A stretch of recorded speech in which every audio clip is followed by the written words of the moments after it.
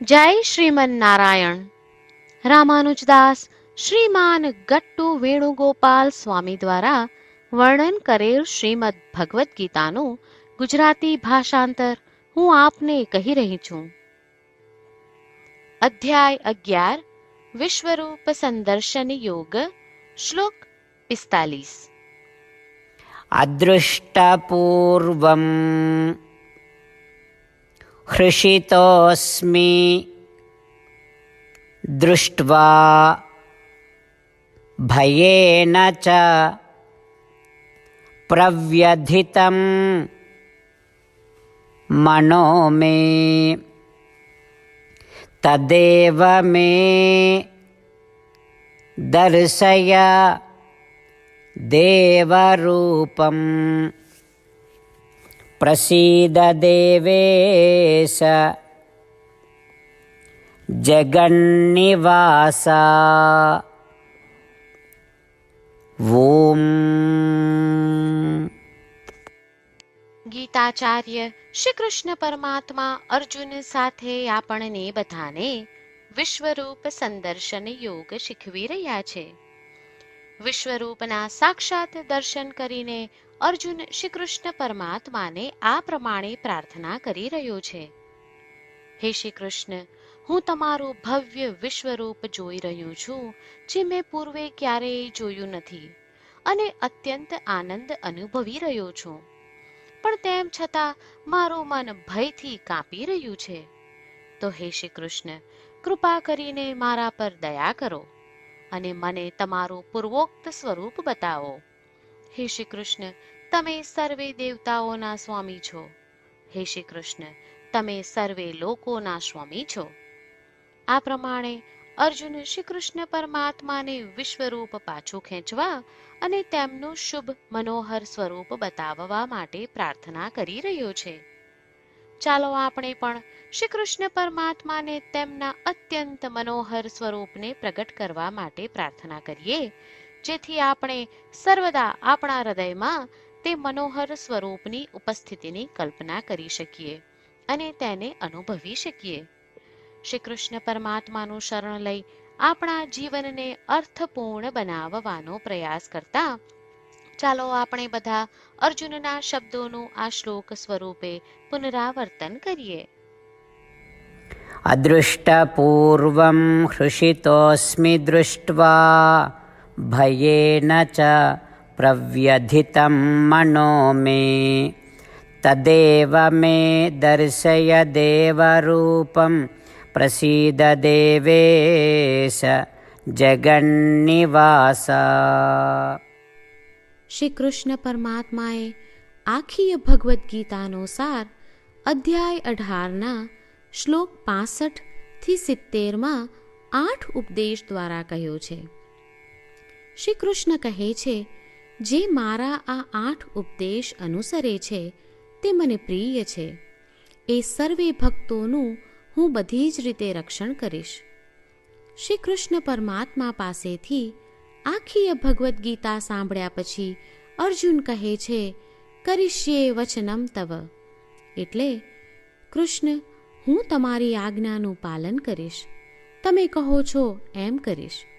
અને આથી જ શ્રી કૃષ્ણએ દરેક પ્રકારના યશ અને વિજય અર્જુનને આપ્યા છે.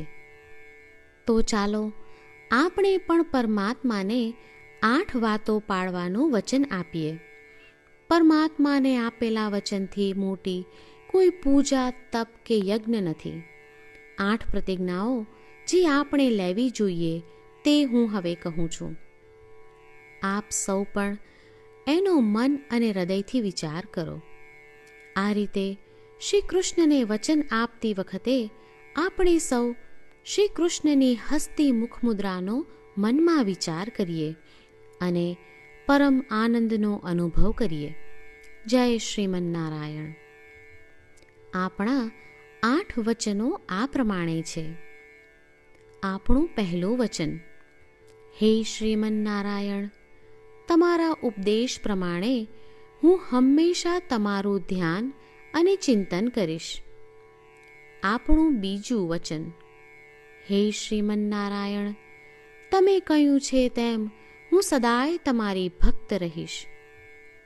આપણું ત્રીજું વચન.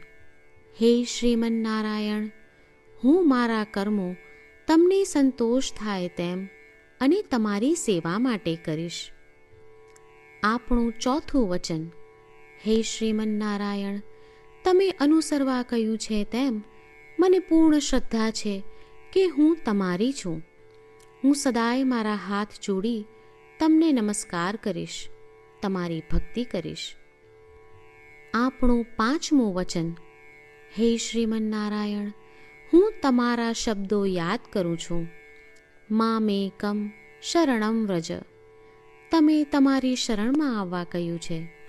શ્રીમન્નારાયણ, હું માત્ર તમારા જ શરણમાં છું. આપણું છઠ્ઠું વચન.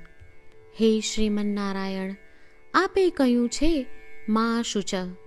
તમે અમને આશ્વાસન આપી શોક ન કરવા માટે કહ્યું છે, તો હું દુઃખી નહીં થાઉં, શોક નહીં કરું. આપણું સાતમું વચન.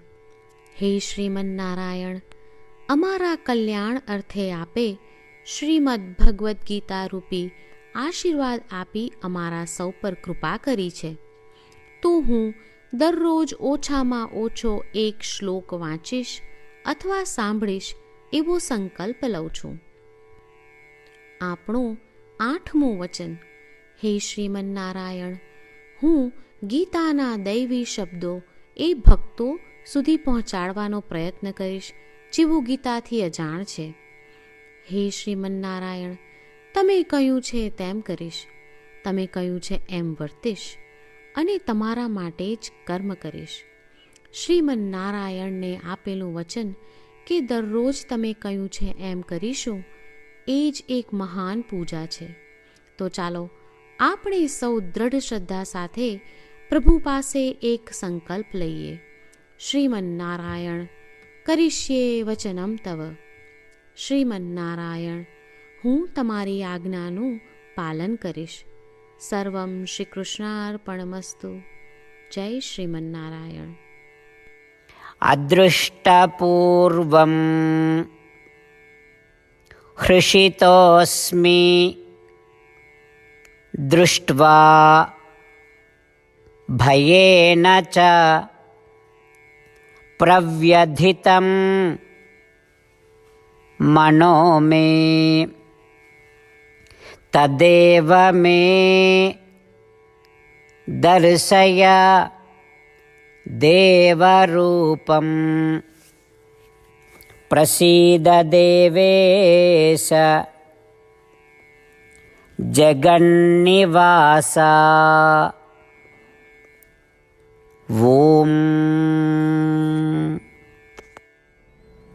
અદૃષ્ટપૂર્વં હૃષિતોસ્મિ દૃષ્ટ્વા ભયેન ચ પ્રવ્યધિતં મનો મે તદેવ મે દર્શય દેવરૂપં પ્રસીદ દેવેશ જગન્નિવાસા. જય શ્રીમન્નારાયણ. તમામ ભક્તોને ખાસ વિનંતી. આપણા જીવનની દરેક બાબતોમાં આપણે તાત્કાલિક અને અસરકારક પરિણામો ઈચ્છીએ છીએ. આ પ્રાપ્ત કરવા માટે ચાલો દરરોજ 1 મિનિટ ફાળવીએ અને નારાયણાસ્ત્રમ વાંચીએ. નારાયણાસ્ત્રમ મેળવવા માટે તેની વેબસાઇટ જે www.narayanaastram.org છે તેના પર જાઓ અને રજિસ્ટ્રેશનમાં તમારું નામ અને ઈમેલ આપો. તમે આપેલા ઈમેલ પર તમને નારાયણાસ્ત્રમ PDF પ્રાપ્ત થશે. PDFમાં રામાયણનો 1 શ્લોક, ગીતાનો 1 શ્લોક અને એક વિષ્ણુ નામ છે. આ 3ને નારાયણાસ્ત્રમ કહેવામાં આવે છે. દરેક વ્યક્તિને આ શ્લોકોનું અલગ અલગ સંયોજન પ્રાપ્ત થાય છે. જ્યારે દરેક વ્યક્તિ 24,000 ભક્તો સાથે તેમના નારાયણાસ્ત્રમને દરરોજ વાંચે છે અથવા સાંભળે છે, ત્યારે સમગ્ર રામાયણનું 1 વાર પારાયણ, શ્રીમદ્ ભગવદ્ ગીતાનું 33 વાર પારાયણ અને વિષ્ણુ સહસ્ત્ર નામનું 24 વાર પારાયણ રોજ પૂર્ણ થાય છે. આ એક અદ્ભુત અને અસાધારણ પરિણામ છે. તેથી તમે અને તમારા પરિવારના સભ્યો તરત જ વેબસાઇટ પર જાઓ અને તમારું નારાયણાસ્ત્ર મેળવો. જય શ્રીમન્નારાયણ.